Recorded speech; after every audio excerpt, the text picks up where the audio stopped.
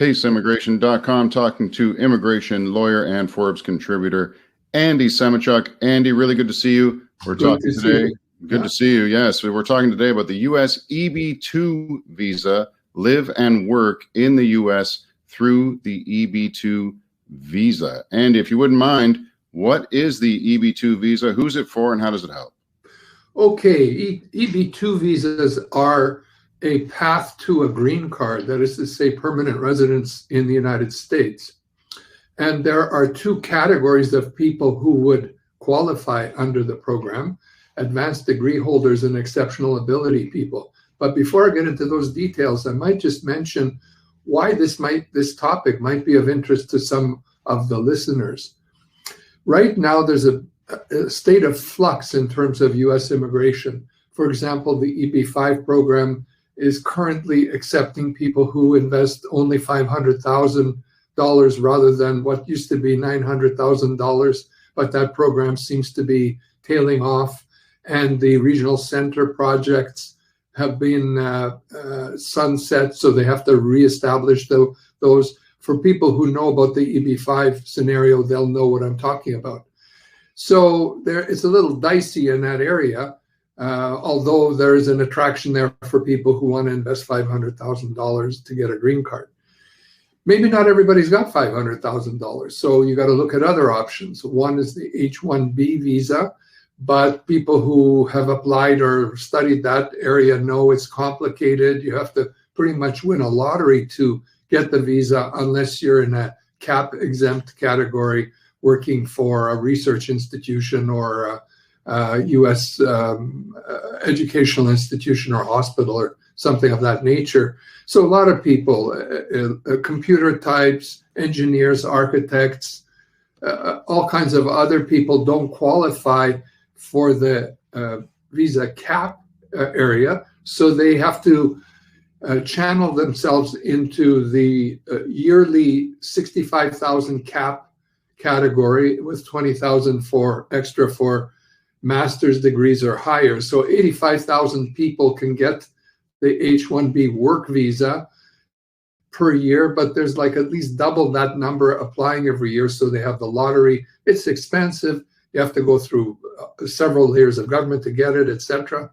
So those are the two areas that people look for in terms of potential economic migration to the United States.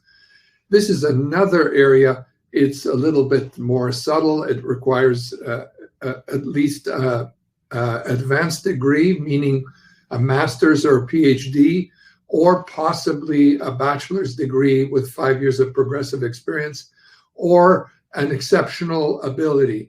That is to say, someone who can show exceptional ability in the sciences, arts, or in business.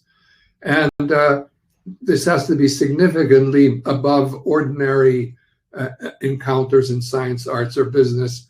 And the key to this EB-2 scenario is whether you're going to be going by way of a job and labor certification, or if you're going to be going petitioning on yourself and by yourself and possibly a national interest waiver. Yeah, I wanted to touch on that really quickly. I've thrown up the rules here, as you can see. It says that it starts, this is all, by the way, from the government website in the United States. You will need a labor certification or job offer and must meet basic criteria depending on your category. But then there's a couple of more steps where it says you have to have an advanced degree or its equivalent. And then on top of that, a degree of expertise significantly above that ordinarily encountered in the sciences, arts, or business. It sounds like they're looking for a lot of different things. They're kind of splitting the baby in a way in three different parts. You have to have a job offer, but you also have to be exceptional, and you also have to have this kind of degree and work experience. What's been your experience with the EB-2? I mean, do a lot of people, can they slot into this? How does it work? It's not that well known. It's complicated, and that for that reason, people shy away from it. And what you read there is very critical to understanding what rules apply to you, but even more, shall we say, clearly, there are two streams. One is through labor certification, meaning you have to go through the Department of Labor to show that there are there are no workers ready, willing, and able to take the position, and therefore the job should be opened up to someone, a foreigner like you. Or you can go through the national interest waiver, and you can even self-petition. And this is the area I'm interested in particular in this discussion we're having today.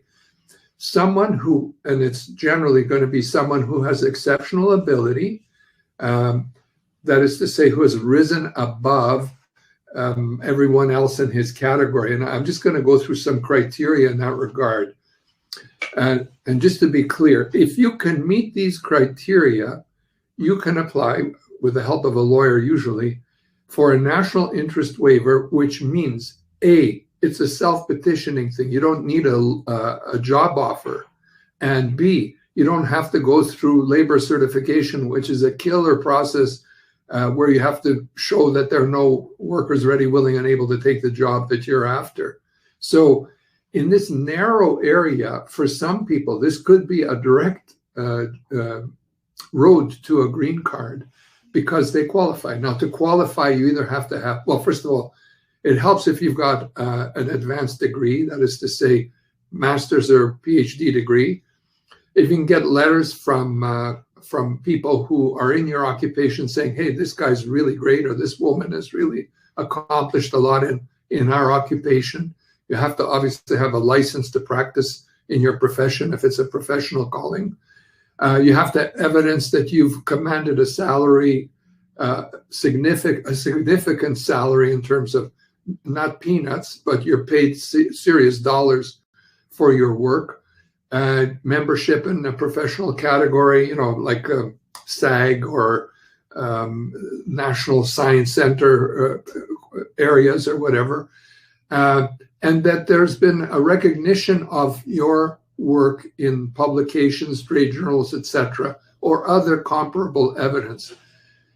So I've just laid out the criteria. You don't have to meet all the criteria, but you have to meet 2 or 3 of these criteria in order to gain the benefit of the U.S. Citizenship and Immigration's willingness to apply the national interest criteria for you to get a green card without even a job offer. Now, there's 3 other things I have to mention in this area, and I'm hoping you're following.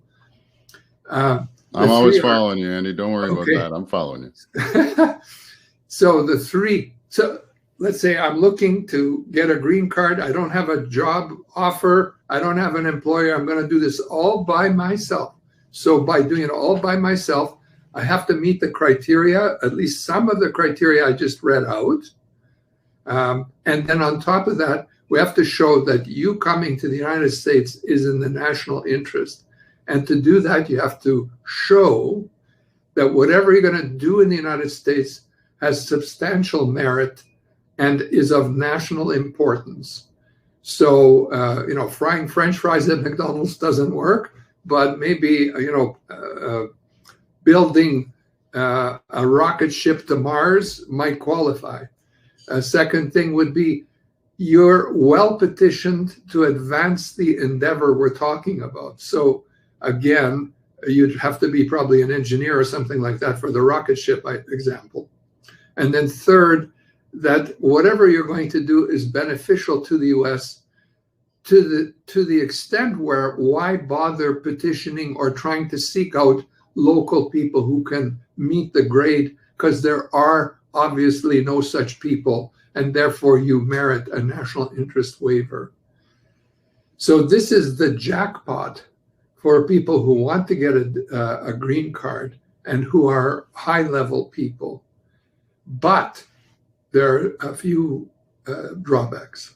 Now, it sounds to me like this is kind of tailor-made for the employer. I mean, if you're looking for an exceptional person to come and join you quickly and to entice them to, hey, not only can you work for us, but this is a path to green card in the United States.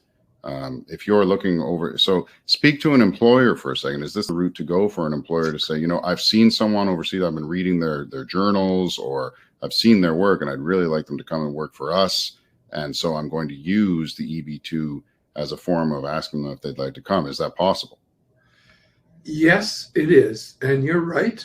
It can be that an employer may identify a foreign national who meets the grade and would love to have that person, say like Jonas Salk, polio vaccine type guy or something, but maybe not that high level, because that would go into there's another category where a person can go because you're like Wayne Gretzky in hockey or Jonas Salk or whatever. But maybe someone slightly lower, but well known in his occupation, can't quite get above the clouds in terms of the extraordinary ability. He's not internationally known. He's nationally known, or she's nationally known. But still, interesting. Such an employer could use this criteria to bring that person in. Okay. But I mentioned there's a couple of drawbacks. There's always a drawback. Go ahead, sock it to me. What's the drawback? Okay. Unfortunately, there's a thing called the visa bulletin and priority dates in immigration. And the priority dates for Chinese and Indian applicants are significant here. You'd be in a lineup of about probably 3-4 years as a Chinese applicant, and in a lineup of about 10 years if you're an Indian applicant.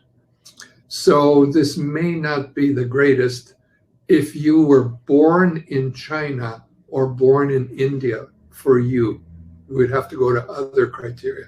But for anybody else, the category is current, meaning you could probably get through within a year. You could get a green card. That's actually quite excellent when it comes to immigration. A year is a great number to hear. Yeah. Yeah. Okay. So what can you do for people, Andy? What should they do? They should contact you and say, hey, I'm in the market for an EB-2. Yes. If this sounds interesting to you, send me an email. Let's start off that way, and we'll have a chat to see if we can fit you into these criteria. I would dearly love to work with anybody who feels that they may be able to qualify under this program. Okay, great. I put it up on the screen there. Andy Semichuk, PACE immigration lawyer, licensed in the United States and Canada. Forbes contributor. You can reach him at the address you see on the screen. You can also find him on Twitter at A. Semichuk. Andy, thanks a lot, and we'll be talking to you again about some more issues soon. Okay, thanks again. Bye-bye. Bye, Sean.